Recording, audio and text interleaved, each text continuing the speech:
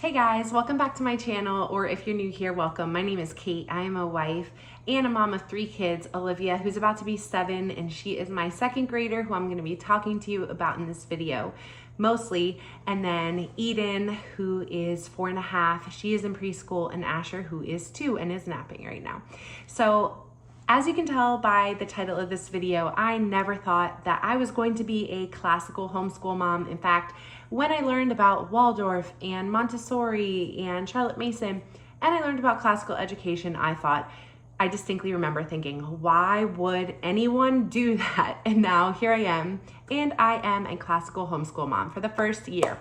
My kindergarten and 1st grade year with Olivia, I did Charlotte Mason, not knowing at the time or learning along the way that she has a lot of classical aspects to her homeschool. However, this year I am full on classical homeschooling. One caveat about this is I am doing what I believe, I'm still learning, is a traditional, authentic classical education and not neoclassical education, which calls itself classical. They don't call themselves neoclassical. However, they really aren't following the true, tried and true, centuries old education system. They are a new version of classical that really is lacking. And so I am not good, as you can see, at articulating the difference between neoclassical and classical education, or even really what's the difference between classical education and Charlotte Mason education. So instead of having to explain all of that to you, I'm actually just going to walk you through what I am doing with the curriculum we've chosen this year. It is called the Children's Tradition. It is new. This is its first full year as a curriculum. It was written by Amanda Faust, who is wonderful and lovely. I don't personally know her, but I've had a few conversations with her and watched so much of her content, and she is absolutely amazing. And she has written this curriculum as a classical, beautiful education for children in their elementary years. She actually calls it an embodied education in wonder. And so I'm going to walk you through what Olivia's education right now is looking like, and that will probably give you an idea of what this classical education is all about. And it may make it more attractive to you, or maybe it won't, but it certainly was very unattractive to me years ago. And now I'm like, this is it. This is amazing. This is the best homeschool year that we've had so far. So I'm going to walk you through what our day looks like. So Olivia wakes up on a Monday, Tuesday, Wednesday, Thursday, Friday morning, and we all have breakfast together. At this point, as breakfast is happening, she's probably playing pretend with her brother and sister, and she is engaged in some sort of imaginative play when I call them into our morning homeschool room. I've eaten my breakfast and I have my coffee with me, and I don't tell them, you need to stop playing right now, but I'm like, okay, settle down. And as they're playing, I start asking them some questions. And the first question I ask them is, what is one thing you want to thank God for today? And what is one thing that you want to ask God for today? We go around in a circle, we all share, and I open us up in prayer. And from there, we start morning time. So after that, I normally read to them a psalm, a section of the Old Testament, and a section of the New Testament, and I'm reading them narrative from the Old Testament. So right now, 1st and 2nd Samuel, we're talking about King Saul, we're talking about King David. And then in the New Testament, we are reading a gospel. We are reading Luke. In fact, today we just read about the crucifixion of Jesus in Luke. At this point, the kids are mostly just listening. They're wrapping up their pretend play, perhaps. Olivia's starting to listen a little more. Eden and Asher might not be listening that much. I'm letting the words just wash over them. I'm trusting the process that as we read these spirit-filled words out loud every day, their minds and their brains are going to start absorbing it. This is not an academic pursuit where I'm like, you need to sit still in your chair and you need to listen to me, and I'm going to ask you a bunch of questions afterwards, so make sure you are listening. We don't do that. Olivia does something called narrating after the Old Testament reading, which is a retelling of what she heard. So as soon as I read or I finish reading out of 2 Samuel, I say, okay, Olivia, tell me what you heard today. What happened in the story? She retells me the story, and I basically just say, good job. Or if she gave me a really bad effort, I'll say, do that again. And that is it. I do not pound anything into them. I'm not lecturing them. I'm not giving them a sermon. We're just reading, enjoying scripture together, and she retells me what she heard in the Old Testament. After that, we move on to catechisms and memory verses, which is essentially the memorizing part of their Bible learning for the day. So let me have some books here. So I found this when I was thrifting. You do not need this book, but it's cool that I have it. It's called the New City Catechism, and it's a curriculum that I don't really use, but it does have all the questions on the back, and it does have the answers inside. And so I'm going to tell you some of these questions. If you're unfamiliar with catechisms, it's essentially questions and answers to memorize and learn the essential Christian doctrines. So question 1, what is our only hope in life and death? And the answer is that we are not our own, but we belong to God. Second question, what is God? God is the creator of everyone and everything. Third question, how many persons are there in God? 3. Fourth question, how and why did God create us? He created us male and female in his own image to glorify him, etc. We are now on question 10. So usually we spend about 1 week per question. I say it and then I just have them repeat the answer after me as we go. Monday is like that. Tuesday's probably like that. Wednesday, they might be able to start to try it on their own. Hopefully by Friday, they can say the answer completely by themselves. However, if they can't, we spend another week on it, or another week on it, or another week on it until they're able to give me the answer. This takes about 2 minutes. Again, I'm not asking them any follow-up questions. We're not analyzing the answers. We're just memorizing it. After that, we do our memory verse. So in the first part of term 1, we memorize Psalm 23 verse by verse. Right now we are memorizing Psalm 1 verse by verse.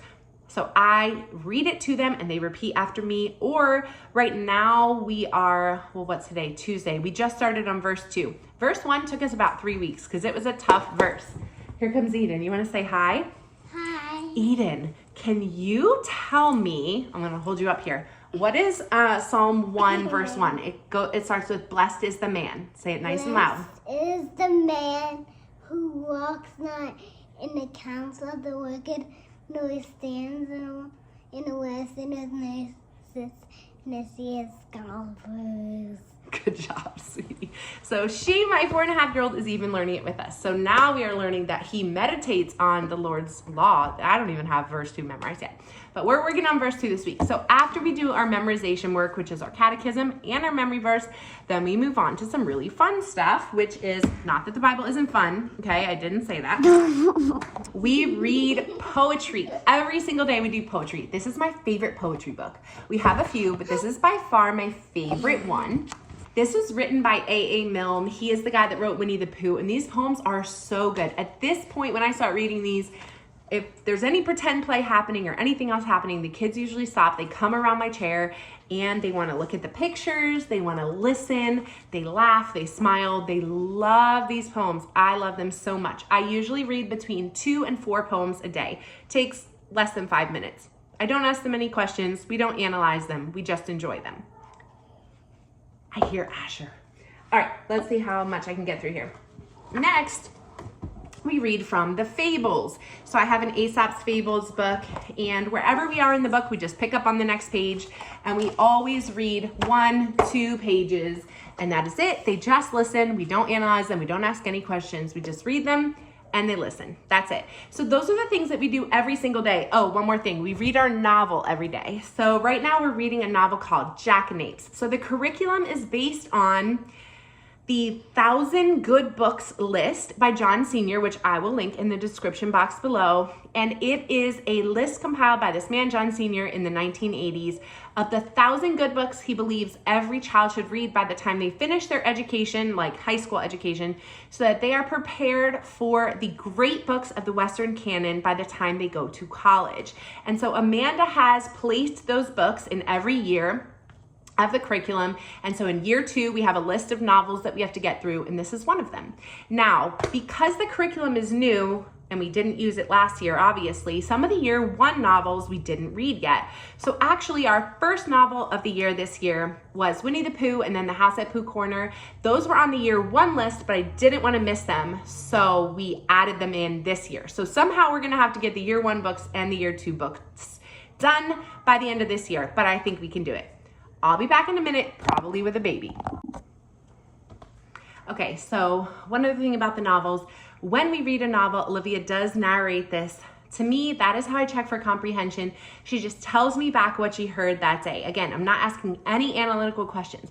Why do you think the main character did this? What is the setting? Who's the protagonist? Like, there's nothing analytical here. It's very poetic in that we are trying to soak up the beautiful literature, and we are not doing any worksheets. We're not doing any kind of questions. She's just listening and she's telling me what she heard. That's it. Okay, after that, we have a few books that we do just once or twice a week. So those include Elementary Geography by Charlotte Mason. This is a beautiful, really gentle geography book that talks in, I don't know, just a way that's so engaging and full of wonder for children. I really can't explain it. A lot of the lessons are just poems about the earth, poems that open your eyes to the wonder of the different things that God has created on the different continents and how much just diversity there is in the world. So this is a really cool book. We read this about twice a week. Lessons are super short. If it's a poem, I don't have her narrate. If it's actually a lesson, like teaching about the planets and their orbits or something like that, I will have her tell me just like, what is one thing you learned today? And that's it. I leave it at that. Okay. Something else we read twice a week is this book. It's called The Parent's Assistant, or Stories for Children. It's basically just a set of moral tales. So the first book we read was called The Orphans. It actually took us almost a month or more to finish it because we only read it twice a week and it was pretty long. I would read for about 5 minutes or so, between 5 and 10 minutes, and then I would ask Olivia to narrate it. This one, I have to say, I have to hold myself back from trying to like add little lectures in. We're reading a book right now in here called Lazy Lawrence, and I just need to keep my mouth closed about it because sometimes when it's like, oh, you don't want to clean up? Oh, are you going to be a lazy Lawrence? No, I need to not do that, okay? And just let the tale soak into her mind and her soul that she can learn from it without a lecture from mom. But these are morals. These are teaching your children good morals and good habits through stories so that you don't need to lecture them. So this is a wonderful book. We read it twice a week. Okay, what next? So we also read 50 Famous Stories Retold. This is like a historical fiction, historical book. There aren't really subjects in the children's tradition, as you can see. It's just a lot of different good books. So this one has a historical component to it, obviously, but they're not strictly factual. They're stories. They're famous stories that also sort of have a moral to them in a sense. Most of them are about 1 page long. Like this was one story. This is another story. After I read it, Olivia narrates it. So she retells to me what she heard, and that's it. There's no lecture. There's no follow-up questions. We're just reading it and letting it wash over us and hopefully sink into our souls, because there's lots of noble, heroic men and women in here. And so that is what we are reading about. What else do we do once or twice a week? I'm looking around. Okay, I think that's it for morning time. So now when morning time ends, I put on a playlist. This is part of school to me too, is this Spotify playlist. So on the playlist, which I can link down below. What happened, buddy? Your knee hurts? Okay. Asher's here with me now. Say hi, buddy. Oh, buddy. Oh my goodness, my baby. Okay, so the playlist has songs of the catechisms. The questions and the answers to the catechisms are in song. We have nursery rhymes songs, we have folk songs, we have psalms or scripture memory verses in song. All of that, Psalm 1, Psalm 23, the psalms that we're memorizing, I put them on that playlist as a song. Okay, so we listen to that every morning as we are getting ready and getting our clothes on, and it's amazing how much they memorize all of those songs. And so I have made multiple morning time playlists at this point, because once I recognize that they have memorized all the songs, I make a new playlist and teach them more folk songs or more nursery rhymes. After that, we go out into nature, and this is also a part of school, even though it doesn't feel like school to them at all. We ride our bikes, we go for a walk on the trail, we go to the park, we go see family and grandparents, great-grandparents, we maybe run some errands, we get some outside time. So that is a big part of her childhood, but it also happens to be part of the curriculum. They suggest doing gymnastics every day, which is something to challenge your body in a physical way. That also creates character in our children. So part of that, a lot of that right now is bike riding for Olivia because she just loves it so much. So we come back, we have lunch, and we put Asher down for a nap. And then we finish up school in that nap time hour or so. So this is the part of the day where Olivia is actually producing something for me. It is the only time of the day where she really has any sort of worksheet or production required, and she's not just listening to me. So we do math. The children's tradition does not have a math curriculum that goes with it. You need to just choose your own.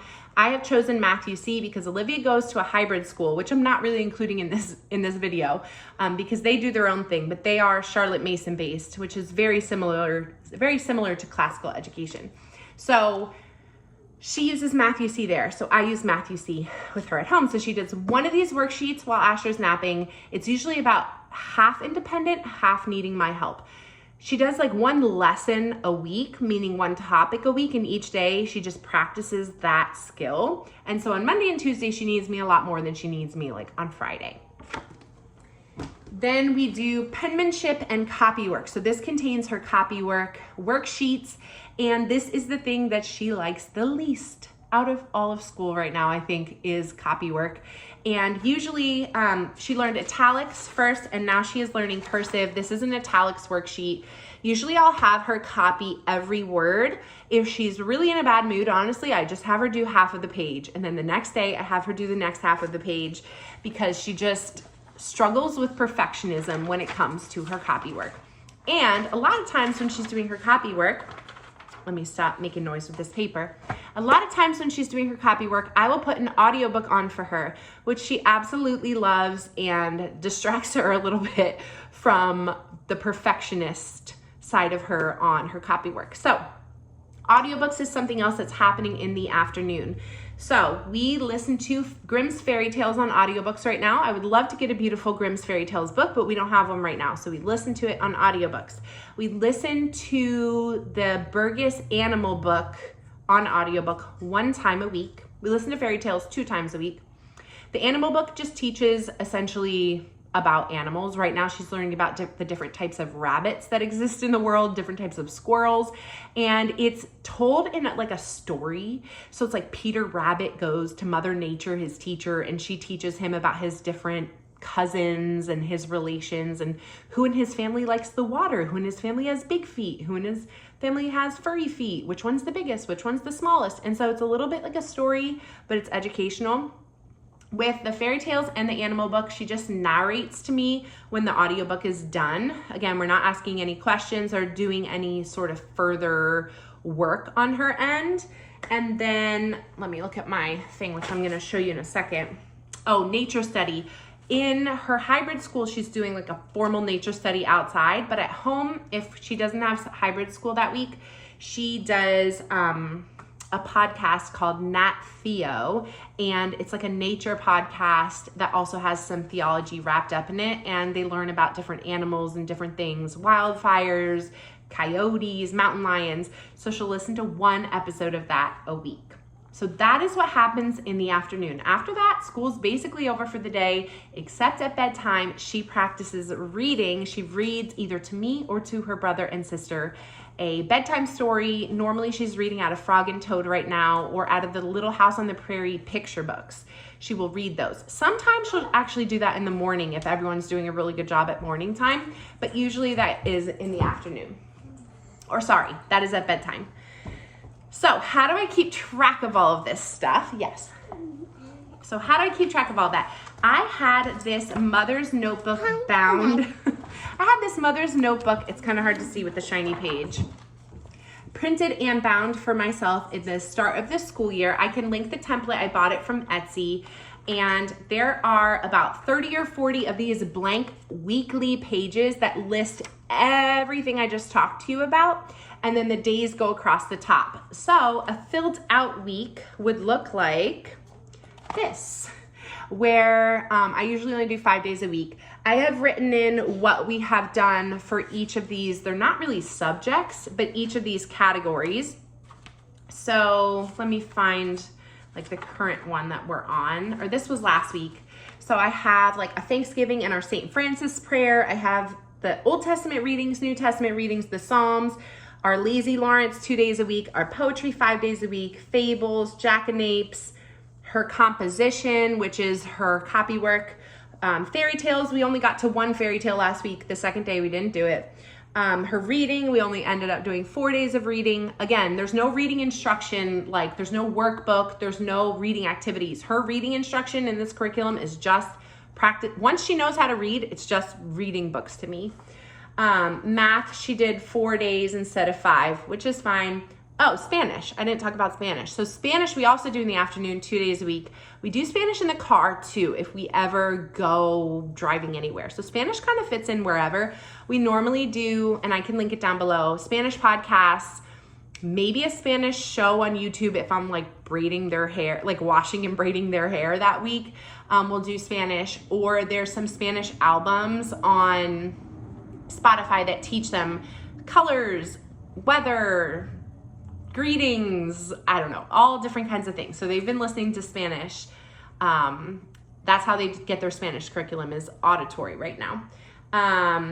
Shakespeare, I forgot to talk about Shakespeare. So we do Shakespeare every Friday out of this book, Beautiful Stories from Shakespeare for Children. It's really beautiful, and it has some wonderful pictures in it.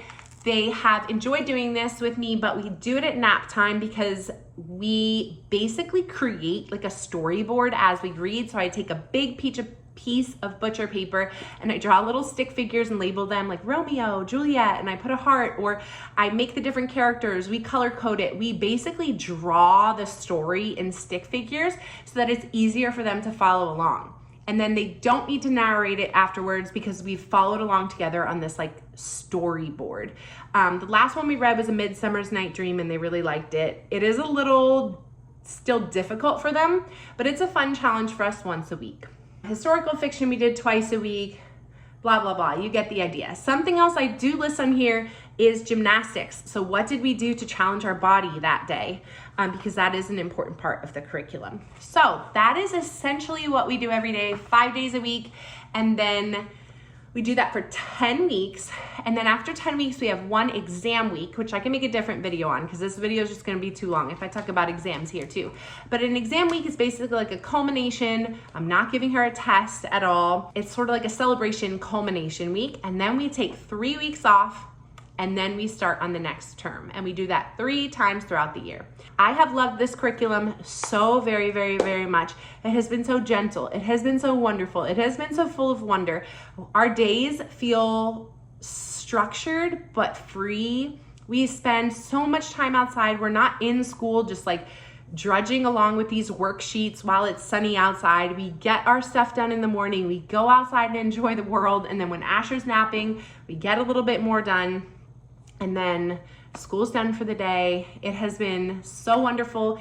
And essentially that's what our classical curriculum looks like right now. Okay, as I was editing this video, I realized that I may have been a little bit misleading by not mentioning one disclaimer. And that is the fact that I am not following the children's tradition exactly to the T 100%. So some of the stuff that I mentioned is not totally what they prescribe in that curriculum, although majority of what I said is. There are a few things that are different. One, they suggest teaching Latin, which I am not doing this year. I'm doing Spanish. We may do Latin at another time. They also suggest doing myths and legends, which I just don't have the books for right now. Wasn't in the budget to buy those right now, and I'm not even sure how I feel about Greek mythology at this age. So that is something that was probably going to be added on later for us, but I'm not doing right now. And then they also have artist study and composer study. Sorry for all the extra noise. They also have artist study and composer study, which Olivia gets at hybrid school. So I'm not doing that at home, but that is a part of the curriculum as well. So I just wanted to mention that if you watch this video, you got a great idea of what's in the curriculum, but not a perfect idea because everyone implements it a little bit differently. And some of the subjects or the categories we're just not doing at this moment, but we will be doing at some point in the future. All right, that's it.